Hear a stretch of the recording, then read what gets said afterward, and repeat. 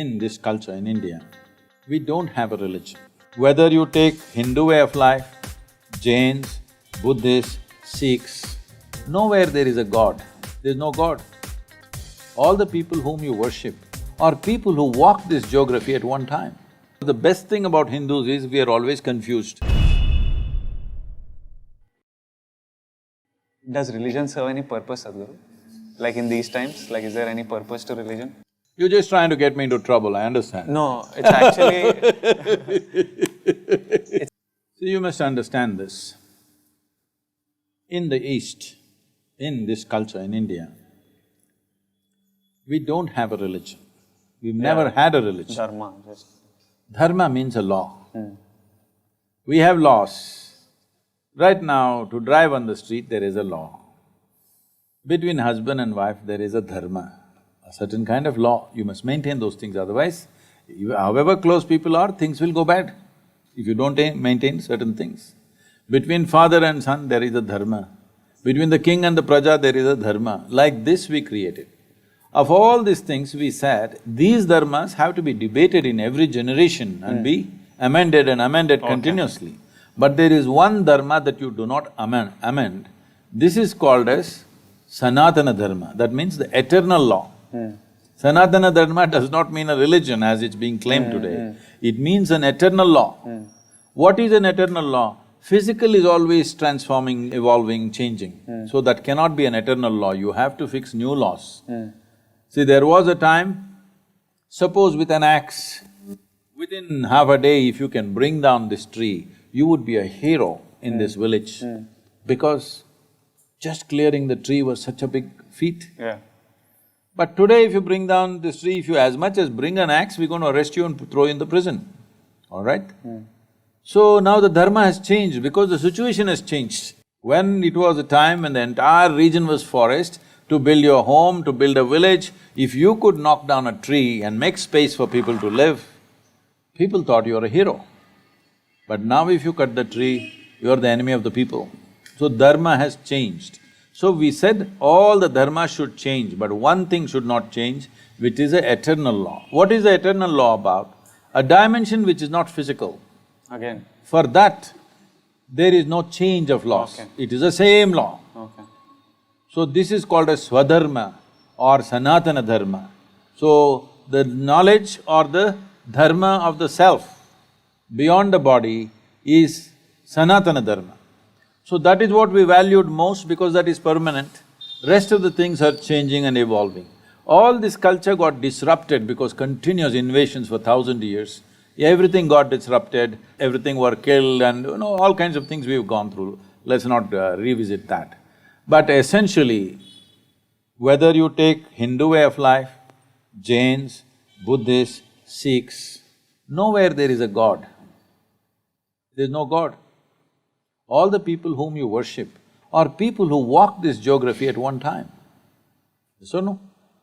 In Telangana and Andhra Pradesh, there is history of Rama walking down to Sri Lanka and again walking up. People celebrate those places where he sat down, where he stayed for 2 days, where he did this and that, so many things. They were all just spreading this dharma or… No, they were just living their life. Unfortunately, their life occupied them with so many tragedies, kidnappings and wars and stuff. But I'm saying there is proof that they walked this planet, they walked this country. We worship them because they showed that they had something in them which would not change no matter what kind of drama they went through. Wars happened, kidnappings happened, death happened, all kinds of horrible things happened in their life, but they were free from it. So because the highest value in this culture is freedom or liberation, which we refer to as mukti, if you listen to the conversations of your mother or maybe your grandmother, in daily conversation, without uttering the word mukti, moksha, karma, prarabdha, there is no conversation in this country. Yes or no? Every day, not spiritual conversation. Daily conversation, if they sit down and stand up, they'll say, yo, karma, prarabdha, mukti, moksha, when will I get mukti? This is the talk always, because the entire country was invested towards liberation, not God.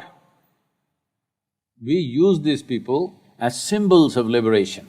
Even though life put them through all kinds of trials and tribulations, They remained above it, so we see that they are free. They are in a certain state of freedom that the physical world never disturbed them.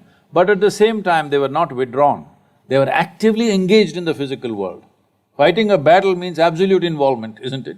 When you're pitching your life out there, can't be any more involvement in life. So they're absolutely involved, but at the same time untouched by life. So we worship that quality because they're representing mukti, they're representing absolute freedom from life. So it's because of that these people became symbols, whether Rama, Krishna, Buddha, Guru Nanak or whoever, they all became symbols of mukti. Even when they were living, they were free. Actively involved but free. But does the religion serve a purpose? You're saying it is like a rule book that we follow to stay civilized? No, there is no rule book in India. But you called it the law. See, the law, that's what I said. Law, the reason why Indians are full of questions and now youth are asking all these questions is because this is a land of debate. Yeah, which is very good, When Shiva came, when Adiyogi Shiva came, he is a personality of that kind, that in front of him nobody would ask a question, but his wife asked him 1,000,000 questions. That is what is Shiva Sutras. And his 7 disciples asked thousands of questions. Well, you know Arjuna and Krishna, that question-answer business is big in India. See, Arjuna and Krishna are so intimate with each other, they know each other so well. But that guy in a crucial moment, how many questions he has? Because in this culture, dharma has always been a point of debate. Because dharma has to evolve, all dharmas have to evolve, except the Sanatana Dharma or the eternal law or the Swadharma need not evolve because that is not changing. So this is a land of seekers of truth and liberation. Here there's no religion as such. We've taken this religious attitude from outside because outside heavy competition came. Once it came, we thought we must also organize ourselves like that. We are trying to, but we will never will, because the best thing about Hindus is we are always confused. No, it's a very good thing. Confusion means you have questions in questions. Otherwise, you have stupid conclusions about everything. The idiotic conclusions that people have made have destroyed this planet, killed millions of people around the world, simply because somebody has an idiotic conclusion about everything in life, isn't it? So, we don't have this is it kind of book. Our books are all debates. So people think we are confused, but we don't think confusion is a bad thing. We are joyfully confused, that's a great thing. You have concluded something. If I ask 2 questions, your conclusion will fall apart. That is why if I ask a question, you will kill me. Questioners have always been killed in every other culture, do you know this? They ask a question, you kill the man. That's one way of handling the questions. But if you entertain the question, it will lead to more and more and more. And this is how we've always been. So this is a godless, religionless land. But we have managed this culture well because this is based on human consciousness, not on heaven, not a ruling power up there. Here we have always managed humanity by activating human consciousness. We told you your life is your karma. What this means is, your life is your doing, nobody managing it from anywhere else. Essentially this whole movement, what I'm calling as inner engineering, is a movement from religion to responsibility. This is where we need to go.